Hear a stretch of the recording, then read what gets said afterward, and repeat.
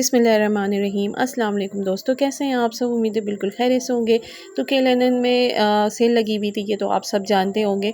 मैंने भी first time मैंने KLNN से शॉपिंग की है, तो मैंने इसीलिए वन पीस मंगवा के देखा कि मुझे क्या चीज़ मिलती है, मैं जो मंगवा रही हूँ वही है या नहीं है। तो चलें आएँ इसे ओपन करते हैं और हम अपना निकालते हैं। ये मैंने मंगवाया था किंग साइज़ का डबल बेड की बेडशीट। तो ये इस तरह से कुछ इसकी पैकेजिंग थी और मैं इसको आपके सामने ही ओपन कर रही हूँ और फर्स्ट टाइम मतलब मैं देख रही हूँ कि ये मुझे क्या मिला है।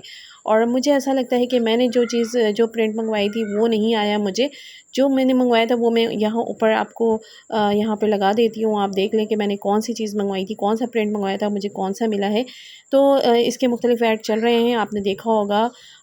कपड़ा स्टफ़ इसका बिल्कुल कोई शक नहीं कि बहुत ज़बरदस्त है, मुझे पसंद आया। लेकिन ये है कि मुझे प्रिंट वो नहीं लग रहा जो मैंने मंगवाई थी।